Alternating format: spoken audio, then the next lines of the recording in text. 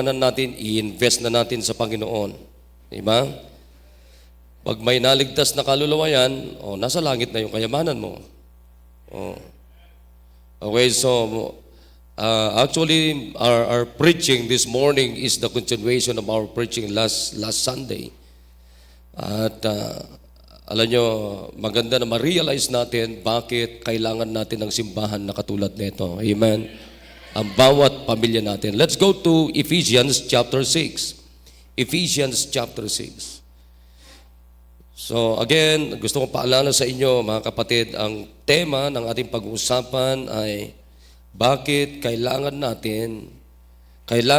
ating pamilya ng ganitong simbahan. Amen? Why Baptist Church is so important to every family. Amen? Okay. Sabi ko sa inyo noong nakaraan, binigay ko po sa inyo na unang punto ay para tayo ay bigyan ng mataas na edukasyon. That's our first point last Sunday. Okay, naalala nyo yun?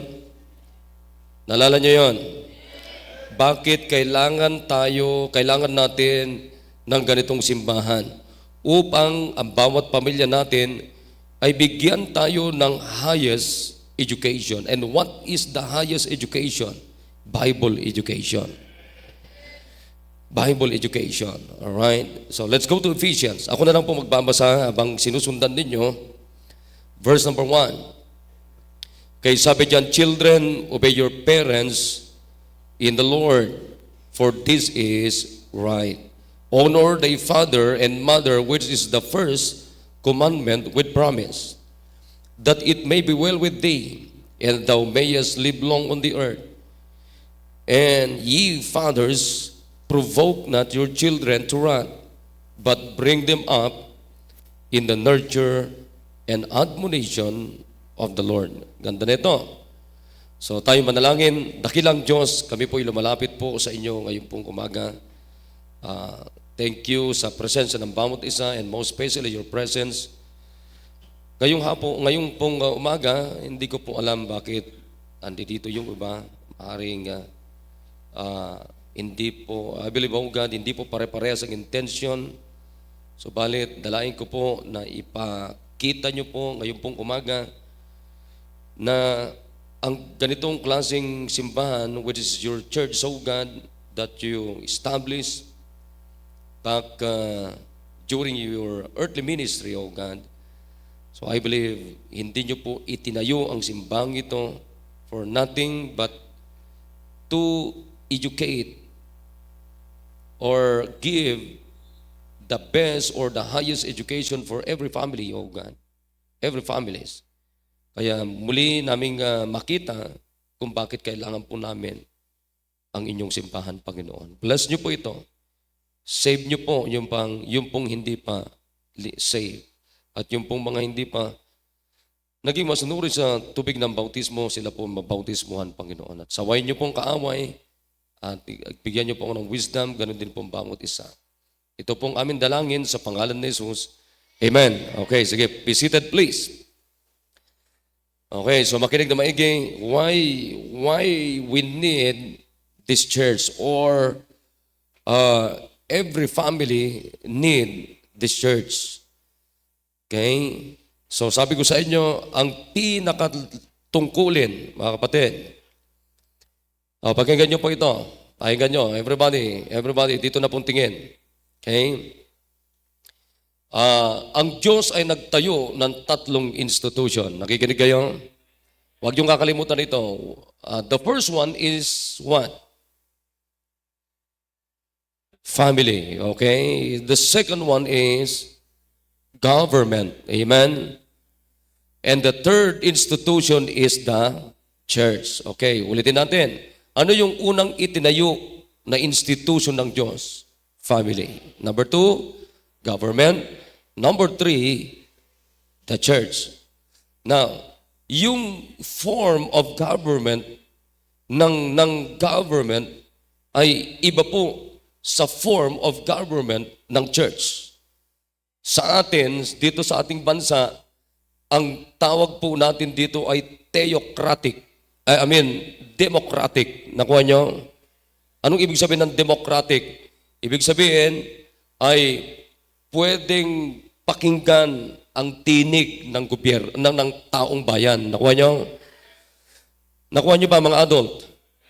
Okay? So, may kalayaan ka na pakinggan, sabihin yung gusto mo. So, it's really the voice of the people. So, ang tawag po dyan ay democratic. Nakuha nyo? Sa church naman natin, ang tawag dito sa ating form of government is theocratic. Pag sinabi nating theo means God. Okay, nakuha nyo? Theo means God. So, ibig sabihin, it is not the voice of the people, but it is the voice of God. Okay, nakuha nyo? Alam nyo, itong dalawang na bakanting upuan, siguro maganda kung mapalagyan nyo ito, mga ushers. Itong dalawang bakanting upuan na to. Okay, paki-discartehan nyo yan. Alright, so ulitin ko sa inyo. Kaya, yung pong pamamaraan ng gobyerno kumpara po sa church ay magkaiba. Nakikinig kayo lahat? Everybody, dito lahat. Magkaiba. Sapagkat ang pamamalakad ng gobyerno ay iba. Voice of the people. Okay? Pero ang pamamalakad naman ng ating simbahan, it is not the voice of the people, but it is the voice of God.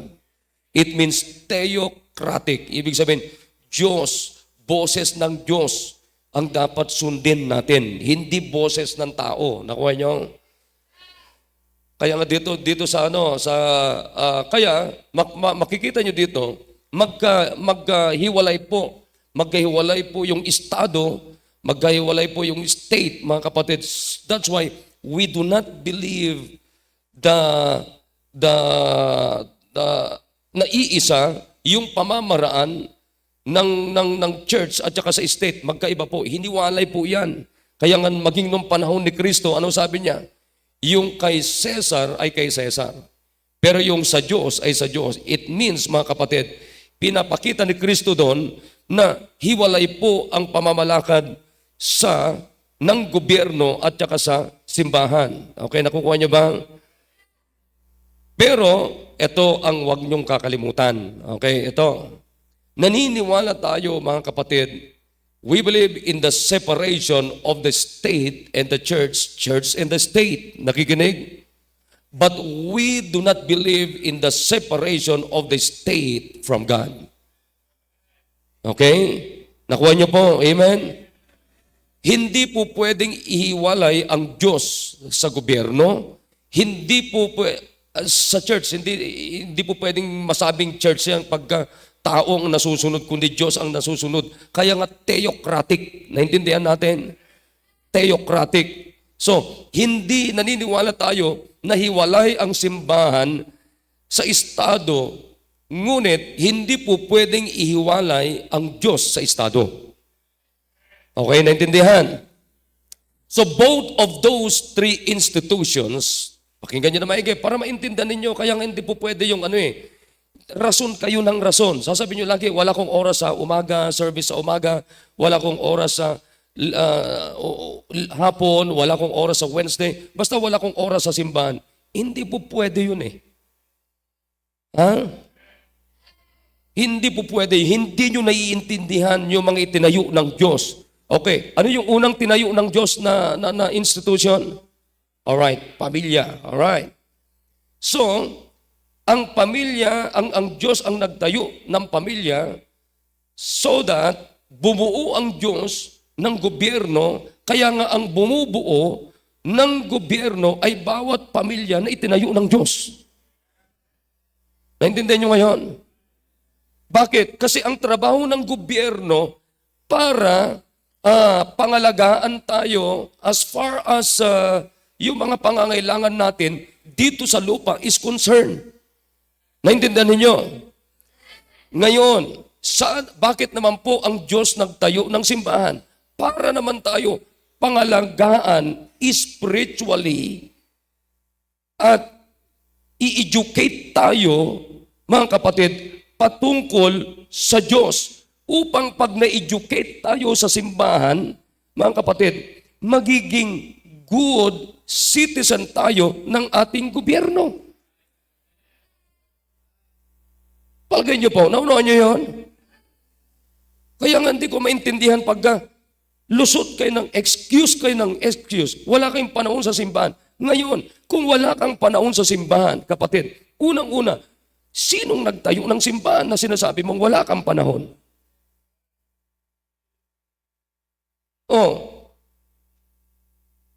Automatic, para mong sinasabi, hindi lang parang sinasabi, kapatid, na wala kang panahon sa Diyos. Sapagkat Diyos din ang nagtayo ng simbahan.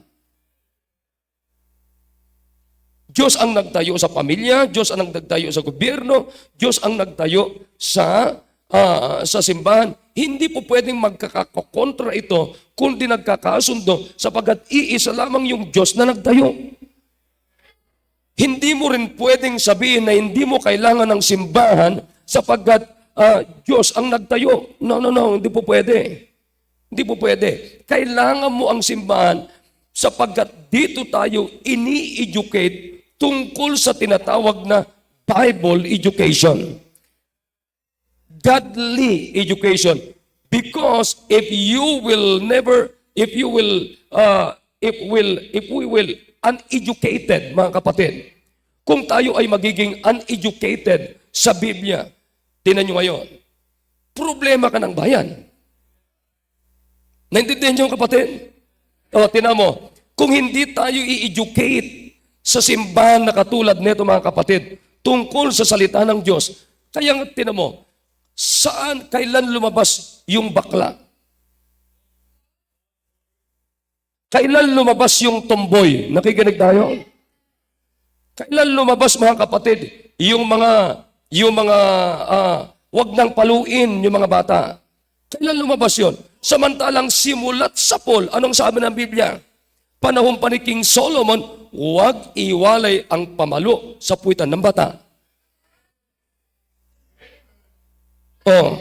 Kaya nga, anong sabi ng mga mambabatas natin, na mga walang alam sa Diyos? They are so educated sa worldly education, but they are uneducated pagdating sa Diyos. So anong paniniwala nila ngayon, mga kapatid?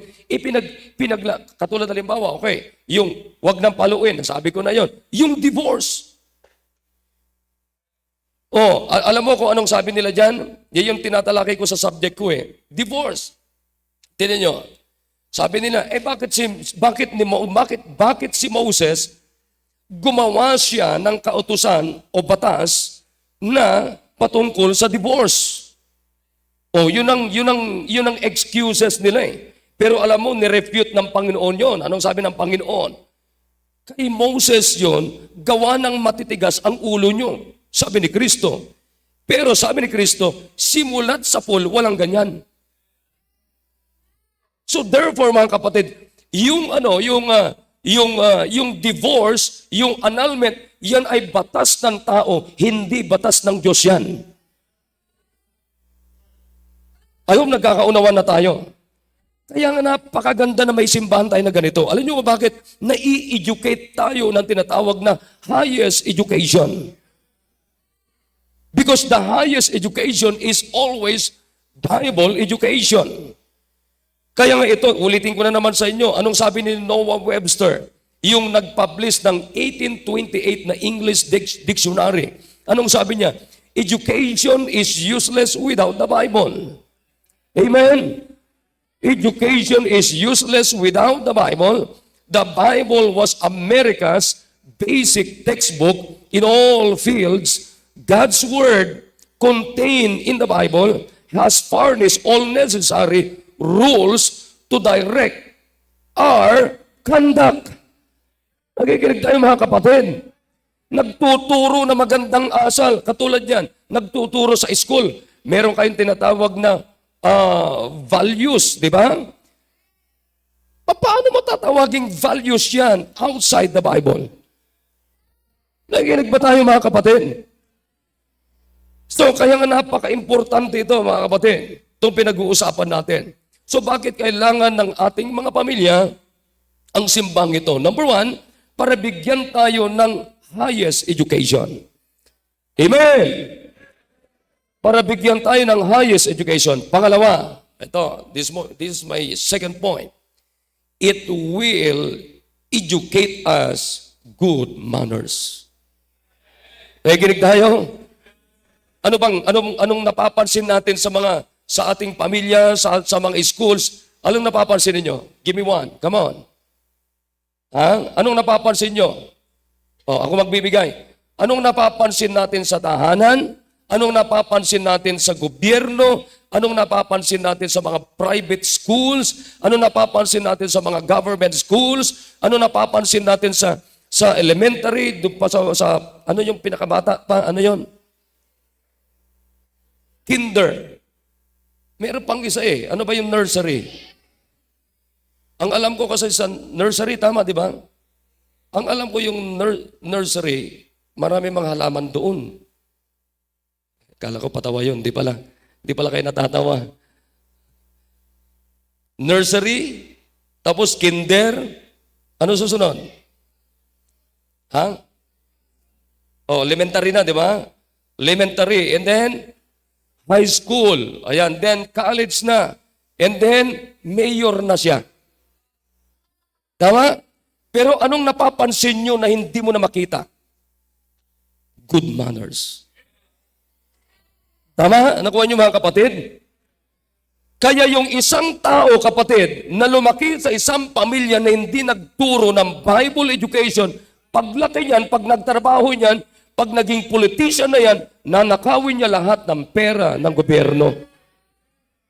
Amen? At ibebenta na ang buong Pilipinas. Magmumura pa yun. Di ba? Yan ngayon ang aaralin natin ngayon. Paano tayo ma-educate ng good manners? Amen? Alright, buksan natin yung Bible natin. 1 Corinthians 15:33. 1 Corinthians 15:33. Okay, nandiyan na kayo. Mabagal kayo sa Bible drill. 15:33. Okay, basahin natin. Basahin natin. Be not deceived. Evil communication corrupt good manners. Nakuha nyo? Makinig kayo mga bata. Makinig kayo mga babakla-bakla ngayon. Makinig kayo mga totomboy-tomboy ngayon. Ipapakita ko sa inyo na wala kayong good manners. Amen! Ha? Ipapakita ko sa inyo ngayon na wala kayong good manners, pero pwede kang magkaroon ng pag-asa para magkaroon ng good manners. Amen? Nakikinig kayo mga kapatid? Alright, ano sabi ng Bible dito? Be not deceived. Nakuha nyo? Huwag kang paloloko. Bakit? Huwag kang paloloko kasi maraming maloloko. Naniniwala ba kayo mga kapatid na maraming nanloloko, maraming nandadaya sa panahon na ito? Tingnan nyo to. Alright. Ipitan nyo yan ha. Babalikan natin yan. Dito muna tayo sa 2 Timothy 3:13. 2 Timothy 3:13. Ipakita ko lang sa inyo na marami talagang manloloko. Amen?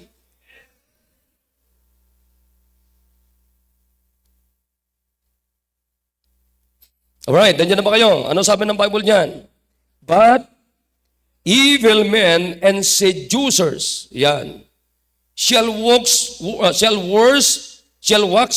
and worse, deceiving and being deceived. Tingnan nyo yung panloloko sa kapwa at na masasama, mga kapatid, yung kasamaan at panloloko sa kapwa at yung nandadaya sa kapwa, anong sabi ng Biblia? Palala ng palala. Naunawan niyo ba yun? Palala ng palala, mga kapatid. Hindi ho pa konti ang mga manloloko, kundi palala ng palala. Naintindihan? Nandyan sa Bible, evil men, padami ng padami, yung masasamang tao. Seducers shall wax worse and worse. O yung mga nanloloko, mga kapatid, ay padami ng padami, palala ng palala. Yung sabi niya, yung naloko, lalo pang naloloko. Nakuha niyo ba yan? Yung naloko, lalo pang naloloko. Oh, grabe ito mga kapatid. Kaya, balik na tayo doon. Sabi ng Biblia dito, sa binasa natin, 1 Corinthians 15:33, huwag kang paloko, nakalagay doon, colon, tama? Colon, and then evil communications. Evil communications. Kinig kayo, pag sinabi nating deceive, it means to roam. To roam. Anong ibig sabihin ng to roam? Palaboy yan. Ibig sabihin, pagala ng pagala ng pagala. Ibig sabihin, talamak ng talamak. Ibig sabihin, parami ng parami.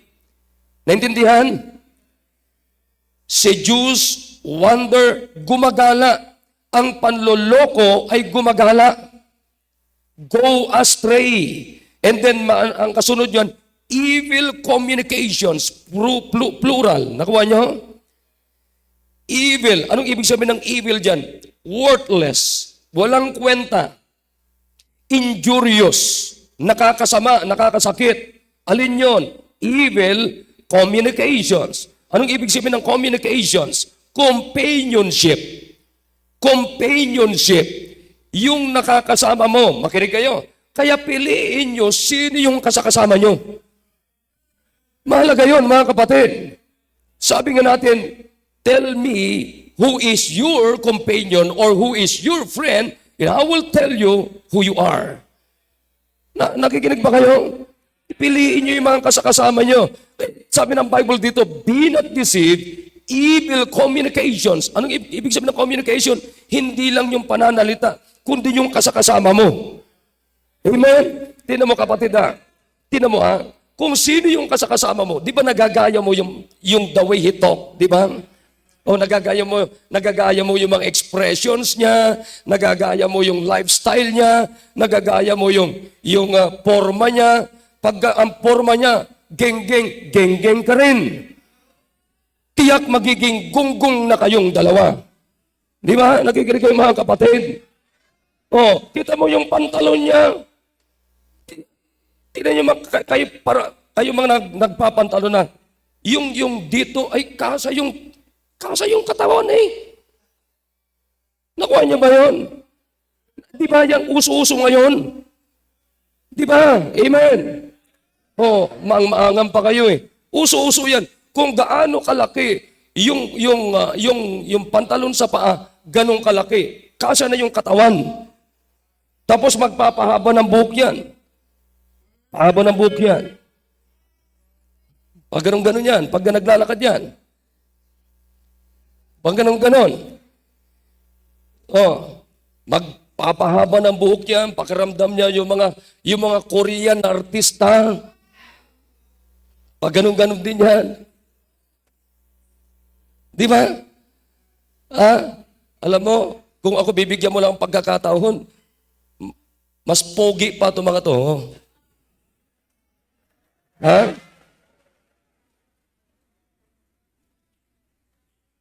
Yan ang lalaki. Alam nyo ba sa Korinto, mga kapatid, walang sinabi na bawal yan. Pero sa Korinto may sinabi doon na ang lalaking mahabang buhok nakakahiya. Kasi sa Korinto, yung mga lalaki doon na may mahahabang buhok, mga patotot yun. Kaya kayo, hindi kayo mapagkakamalan na patotot, maliban lang kung manggaling kayo mismo sa magsaysay. Ha? Tignan nyo, anong nagagawa na yung ma-deceive ka, maloko ka? Sumama ka sa mga evil companionship, mga kapatid. Corrupt good manners. Amen. Kapatid, tinan mo yung gagawin niya. Tinan mo kapatid, isipin niyo na maigi ha. Bago ka sumama sa isang tao, isipin mo muna kung ano ang maiimpluwensya, kung anong klaseng impluwensya sa iyo na makukuha mo doon. Amen? Nakikinig kayo mga kapatid. Alright, makinig kayo. Hoy, kayo mga tomboy, ha? Makinig kayo dito. Ha? Tingnan nyo, pati kayo mga bakla. Ha? Makinig kayo, ha? May gulay. Hoy, iluto kita eh. Tingnan nyo dito. Let's go to Romans chapter 1. Romans chapter 1. Ay, nako. Kasi, pambira.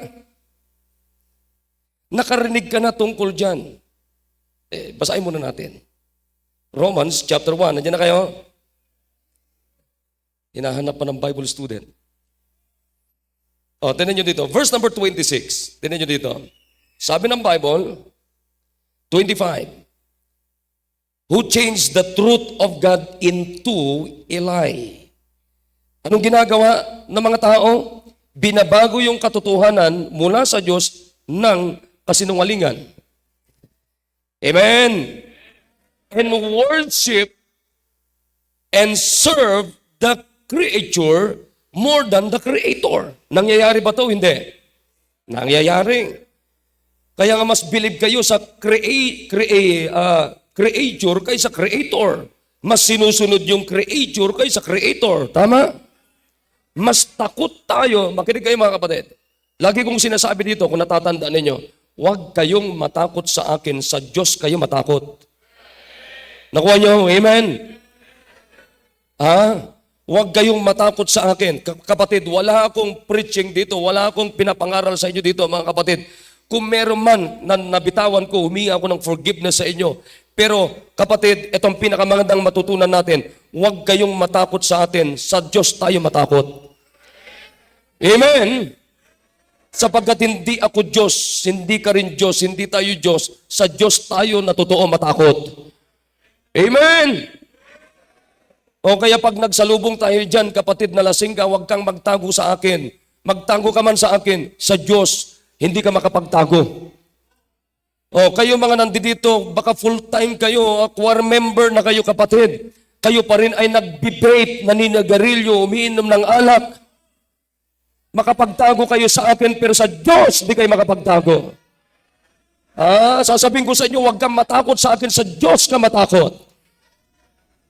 O, tinan mo, ano sabi ng Bible dito? Itong mga taong ito, they worship and serve the creature more than the Creator who is blessed forever. Amen. Ito, makinig kayo.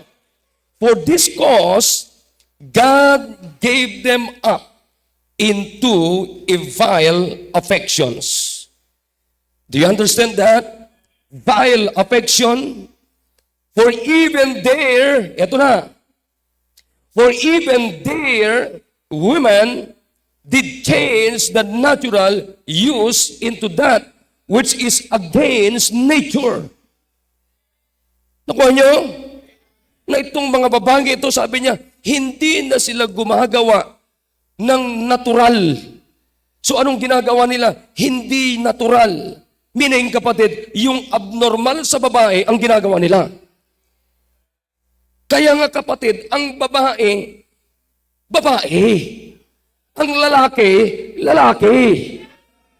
Hindi mo pwedeng pihitin yun. Nakuha niyo mga kapatid. Ito, tuloy natin. And then, anong sabi ng Bible dyan? And likewise also the, ano yon? Men, yung mga lalaki rin, leaving the natural use of the woman. Burn their lust one toward another. Men with walking that which is unseemly and receiving in themselves that recompense of their error which was meet. Akala mo yan? Yung babae, hindi na siya nagkikilos na normal na babae. Yung lalaki naman, saan siya nagkakagusto? Kapwa lalaki. Ha? Babae, akalain mo, lalaki, nanlalalaki. Tapos babae, nang bababae. Ha? Tanong kapatid, normal ba yon? Normal ba yon? Ibig sabihin kung hindi normal, anong tawag natin doon? Abnormal. Ha? Nakikinig ba kayo mga kapatid? Kaya kayong mga dalaga dito, magpakadalaga kayo. Enjoy your life being a woman. Then if you're a man, be a man and enjoy it. Amen. Let's enjoy being a real man.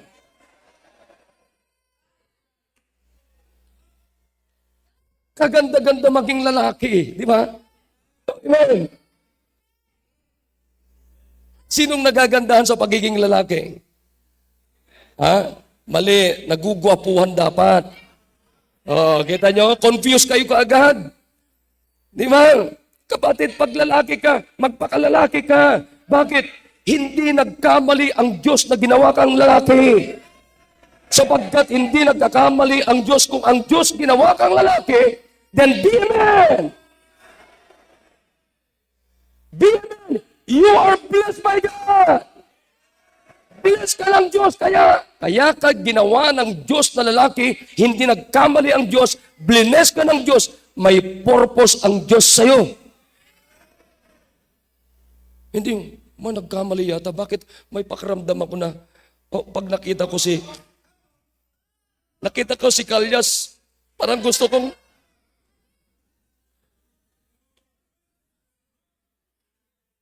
Panginoon, ano ba Panginoon? Hindi ko maintindihan. Bakit pag nakikita ko si Kalyas, lalo pag gumingiti?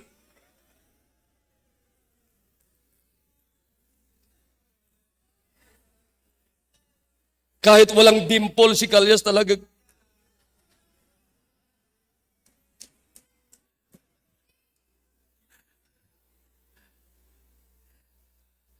Bakit nga ba, no? May lalaki pag nakakita ng pogi, kahit laki ng katawan.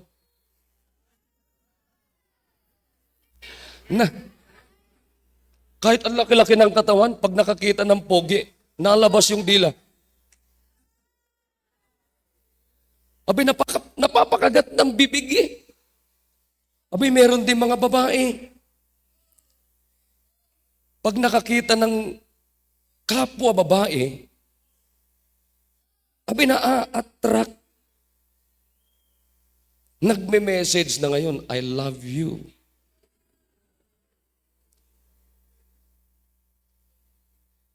Makinig kayo para hindi kayo maloko. Did you get the verse, mga kapatid? Di ba? Ano sabi ng Biblia? Anong sabi ng verse natin? Be not deceived. Amen? Alam niyo ba na magaling manloko ang dyablo? Using your feelings. Alam niyo ba ang pakiramdam, pabago-bago yan? Ngayon, saan ka nakakitang pakiramdam na nilikha ka ng Diyos na babae? Hindi pwedeng magkamali ang Diyos sa pagkalikha sa'yo. Amen? Bakit pastor? Talagang lalaki talaga nararamdaman ko. Ito, ang simulaan yan. Nagsimula ka kasi sa evil communications. Saan ka nagsimula na may pakiramdam? Babae ka, pero lalaking pakiramdam mo. Saan ka nagsimula? Babae ka, pero ang kilos mo pa lalaki. Saan ka nagsimula? Lalaki ka, pero ang kilos mo may pilantik. Saan nagsimula? Nung nagkaroon ka ng evil companionship. Evil communications. Nung sumama ka sa mga tomboy, ayun, doon na naloko. Nakikinig? Hanggang sa naloko. Ngayon, sinong gusto mo ngayon ligawan? Kapwa mo, babae. Tama? Ha? Diyan pa kayo? So ano ngayon ang nakurap mga kapatid? Good manners! Good manners! Di mo alam kapatid, nakukurap yung pagkababae mo. Nakukurap yung pagkalalaki mo. Sino nangurap? Diablo.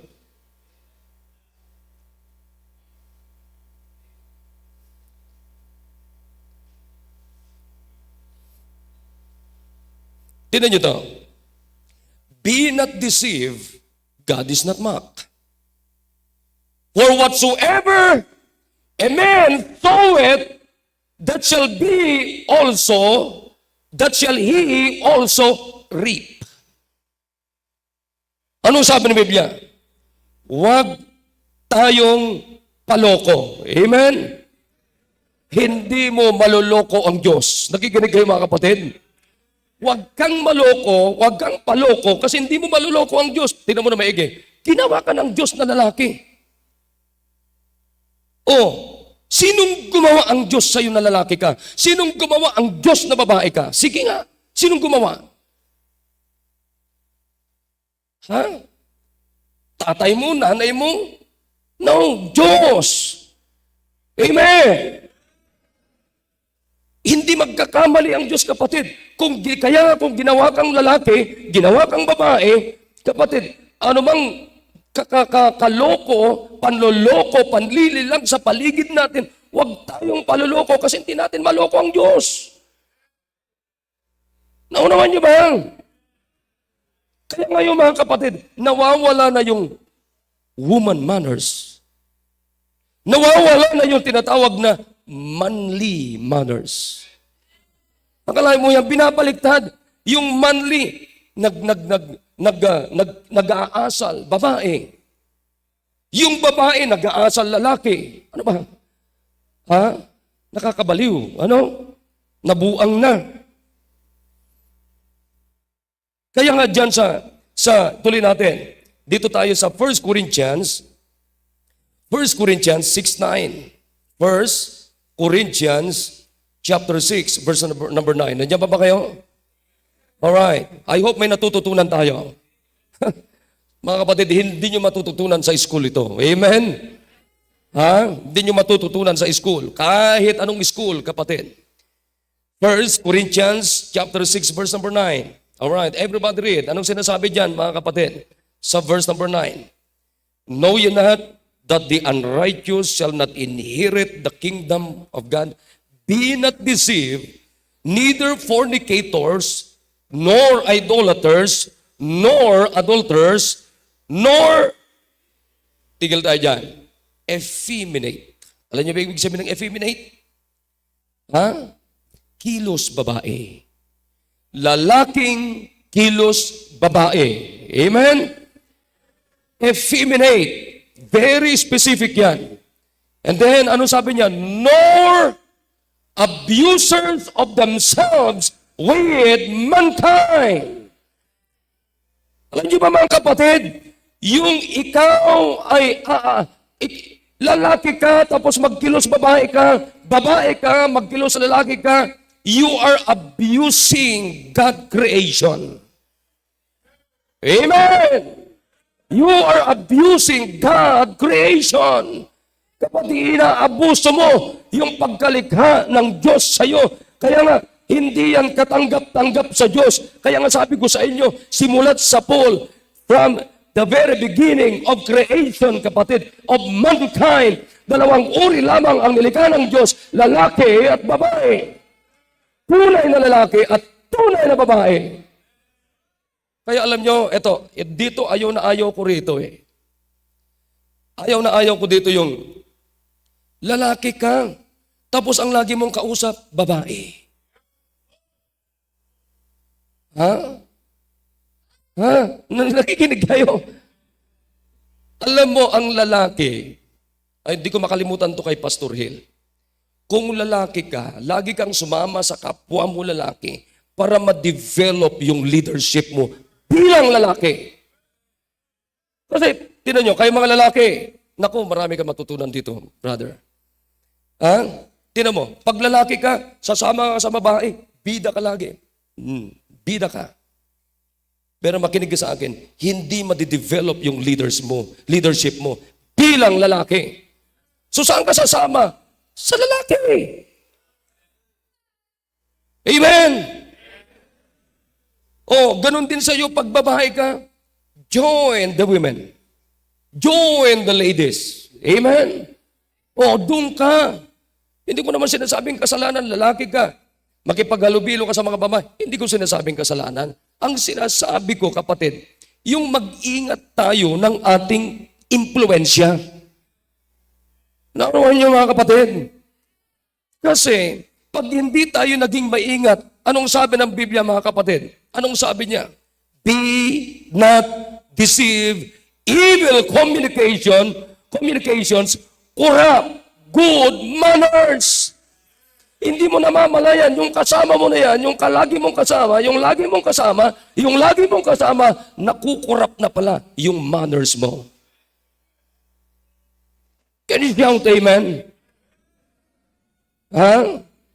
Hindi mo namamalayan. Kaya nga mga kapatid, manners means asal. Nakuha niyo ba yun? Manners means ugali, kapatid. Makinig kayo. Yung ugali natin nagbabago. Bakit? Depende sa gusto nating makasanayang pag-uugali o kilos o asal. Nakuha nyo? Nakuha nyo mga kapatid? Kaya nga dito sa ating simbahan, tinuturo ko sa inyo, disiplina, respeto. Anong sinasabi ng Biblia? Children, obey your parents. Kung sinabi ng Biblia, obey your parents, then let's obey. Kung sinasabi ng Biblia, kapatid, honor your parents, then learn to honor your parents. Amen. Kung sinasabi ng Bible, parents or fathers, bring them up in the nurture and admonition of the Lord. Yung mga anak natin, then let's do it. Amen. Bakit? Para dalhin tayo, yung ating pamilya, dalhin sa pinakamataas na edukasyon, which is Bible education, mga kapatid, upang yung manners natin makorek. Amen? Makorek. Tingnan nyo to. Pakinggan nyo to. Kayo mga umiinom ng alak. Let's go to Proverbs 21. Buklat. Tapos na tayo. Proverbs 20 verse 1. Basahin natin. Wine is come on, basahin natin. Wine is a mocker, strong drink is raging, and whosoever is what the word? Deceived thereby is not. Okay, makinig kayo na maigi. Kaya ngayong umiinom ka ng alak, nanloloko lang yan, panloloko. Amen? Kaya kayo mga nainom ng alak, nagpapaloko naman kayo. Tama? Kuha niyo ba yun? Tignan mo kung gaano kalokong alak. Bago kuminom, wala ka pa namang alam ng English. Tama? Di ba? Pero pag nakainom ka na, ang dami mong alam na English, halos wala ka ng alam na Tagalog. Di ba? Bago ka uminom ng alak, ang bait-bait mo. Ni isang salita, wala kang nasasabi. Pero pag nakainom ka na ng alak, number 1 kang pinakamadaldal. Nakuha nyo? Bakit? Bakit nangyayari yon? Because of the influence of wine. Sabi ko nga sa inyo, wine is ang alak. Ito yung demonyo na nasa liquid form. Wine is Satan in a liquid form. Nakikinig kayo mga kapatid? Ulitin ko, wine is Satan in a liquid form. Nakuha niyo yun? O kayo mga intern, sabihin nyo ngayon, wine is Satan in a... Okay, so pag Pakikuha mo nga yung alak ko doon. Negong, kita mo yung alak ko. Doon sa ipapasok sa CR. Konti na lang kasi inuutay-utay ko to eh. Pero ibibigay ko na to, Sir Ariel, kay Kalyas eh. Oh, Kalyas. Pambira, hati tayo, Kalyas ha. Busin mo to ha. Bay, mahal to. Oh, mahal to. Tingnan mo, kapatid, ang tinutino mo pa rin pagka uminom ka na ng alak, iba na.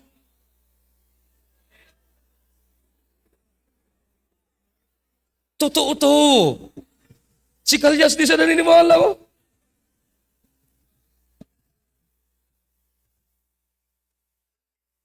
Kalyas, halika, paamoy ko lang. Kasi hindi siya naniniwala, oh. Si Pastor sinungaling. Ah. Totoo ba? Oh. Totoo hindi? Oo. Huwag kang magalit. Tingnan mo ha. Pag ininom mo to, bago ka uminom, matino ka pa. Pero pag ininom mo ito, iba ng takbo ng utak mo.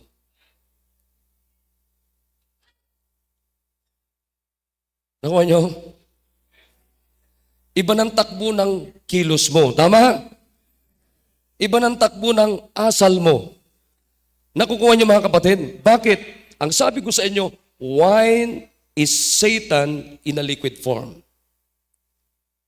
Pagka ininom mo to, ininom mo si Satanas. Kaya pagka lango ka sa alak, Satanas ang ugali mo. Come on, amen? Ha? Bakit? Lalaki lang bang umiinom? Hindi. Pati kayo mga babae, tama? Oh, amen, ladies. Lalo na kayo mga kabataan, ha? Nakikinig kayo? High schooler, high school life, and a high school life.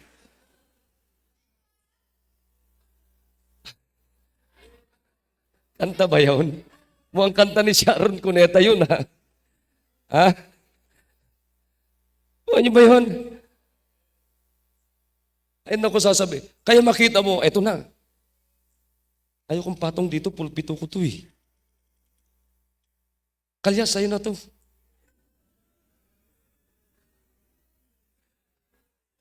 Alam mo si Kalyas, kunwari ka pa Kalyas ha? Ha? Pero ang totoo niyan, may gusto ka dito.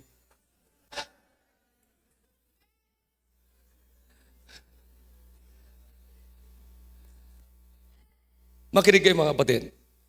Ilang babae ang nasa kulungan gawa nito?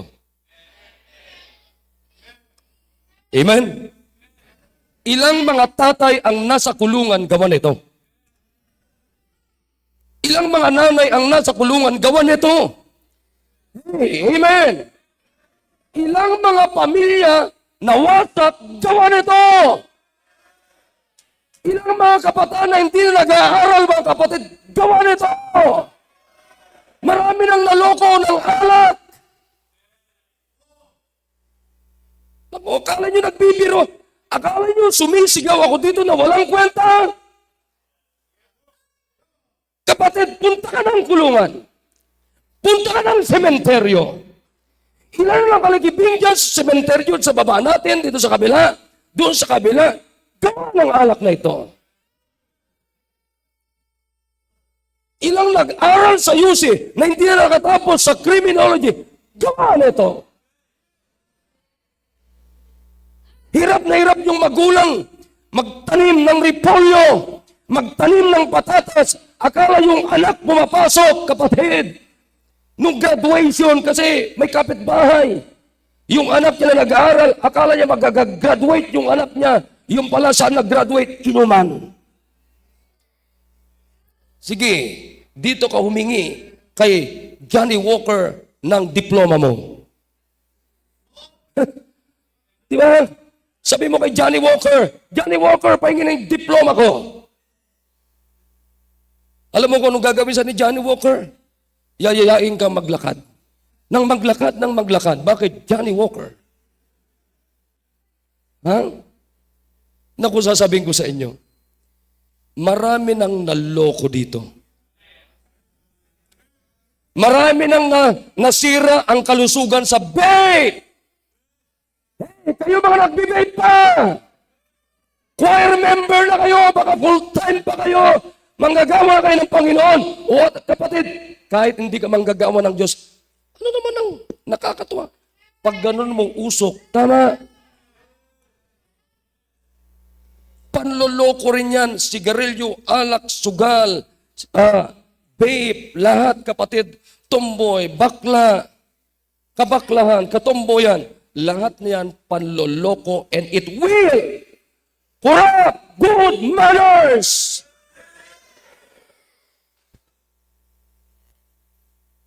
I hope ngayong umaga mga kapatid nagkakaliwanagan tayo. Kita nyo ito, marami nang nawasak to. Ay bibigay ko na kay Kalyas to. Ha?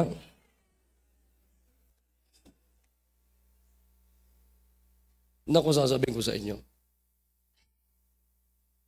Makinig kayo. Kagwapo-gwapo mo. Pero isip, basura. Kaganda-ganda mo. Ha? O, tignan mo, pag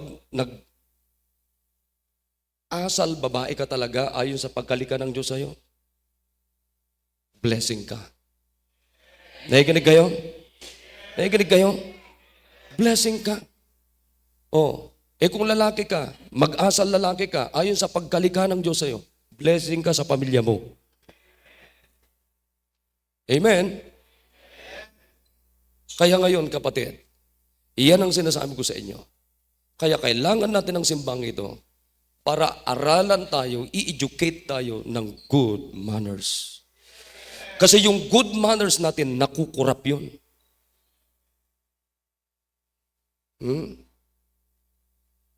I hope nagkakaunawan tayo ngayong umaga. Kaya nga bata pa, anong sabi ng Biblia? Train up a child. Bata pa, i-train mo na yung anak mo. Sabi mo sa kanya, kung lalaki ka, anak, magpakalalaki ka. Amen? O, pagka, babae yung anak mo, anak, magpakababae ka. Alam mo, itong mga anak ko, ayan, sila Negong, tinuruan ko ng pagkalalaki to. Hindi ko lang alam pag hindi na kami magkakasama. Ha? Kasi Bisak, hindi ko sila binibaby. Oh, ayoko nang ganon. Ay, si Bisak kahapon, may sakit na tiyan, pinapagalitan ko pa. Ha? Hindi ko, nakawawa ka naman. No, hindi uso sa amin ganon. Kaya yung mga anak ko, hindi yan baby lakay. Ang sinasabi ko kay Misak, kung anong instruction ko, sundin mo kasi. Oh. May sakit na yun. Pinapagalitan ko pa. Hindi ko lang alam, baka may nang baby sa kanya. Wala nga. Oh, hindi ko lang din alam, baka pag nagda-drive, may katabi na doon. Evil communications. Evil companionship. Ha? Si Mark, ikaw ang pinakamatanda, ha? Kahit sa itsura, sa tiyan, lahat, ha? Tignan mo yung driver mo, Mark, ha? Oh, totoo yan. Ngayon, kapatid, do you believe this? Makinig kayo. Mga miyembro, mga kabataan ng simbang ito, kayo, lahat po kayo, mahal na mahal ko kayo sa Panginoon. Ayokong maloko kayo nito. Kinig kayo. Ha? Hayaan na natin si Kalyas, kanya na ito. Kaya ito, ang meron sa atin, pinakamataas ito. Tumayo tayo lahat. Let's come to the altar. Kunin niyo po ang pamilya niyo. At gumawa tayo ng kasunduan sa Panginoon, commitment. Ano sabi natin? Panginoon, pagyayamanin ko, pananatilihin ko ang pamilya ko sa simbahang ito. Come on. Let's go to the altar. Come on, come on, come on. Dito tayo mag-pray. Sama niyong pamilya niyo. Sama niyong pamilya niyo.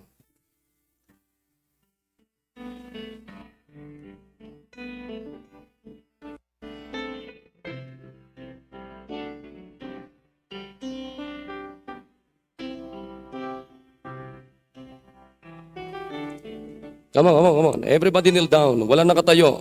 Pinakamaganda, matuto tayo na manalangin, lumuhod sa Panginoon. Let's keep time talking to God. Narinig natin yung mensahe. It's time to make a decision. Nakapakinig tayo ng mensahe, kung wala naman tayong decision, walang kwenta.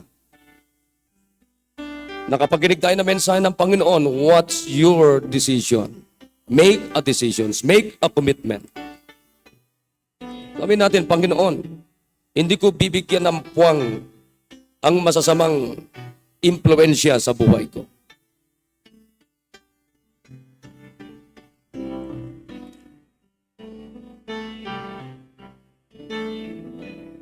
Come on, let's do it, brethren. Let's make a commitment.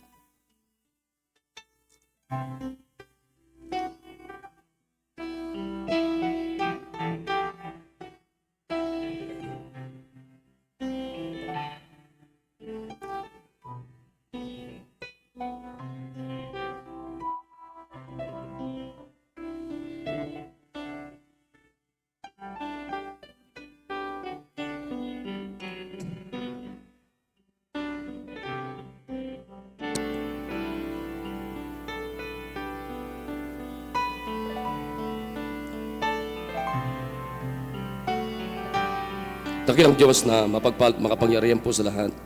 O Diyos, salamat po sa mensahe na narinig po namin. Naniniwala ko, Panginoon, na hindi po aksidente ang mensahe ito. This is what we did, O God. Tingnan niyo po, anong pong nawawala na po sa amin? Ano po yung nakukurap? Good manners, Panginoon. Nawawala na po. Napakaraming panluloko ng salibutang ito. Napakaraming pandaraya ng salibutang ito. Napakaraming paninira ng sanlibutan ito para kami wasakin, sirain, hanggang sa kanya-kanyang pamilya namin, hanggang sa ikurap, Panginoon, yung good manners namin, hanggang sa wasak na po ang mga pamilya namin. Panginoon, salamat po na nagtayo kayo ng simbahan na katulad po na ito para kami mabigyan ng mataas na edukasyon, para kami, Panginoon, ay ma-educate ng aming manners, Panginoon. Salamat po. I-bless niyo po ang bawat isa. Tiklop tuhod ng ipag-usap po sa inyo. Bless yung kanilang mga commitments, decisions. Ito pong aking dalangin sa pangalan ni Jesus. Amen.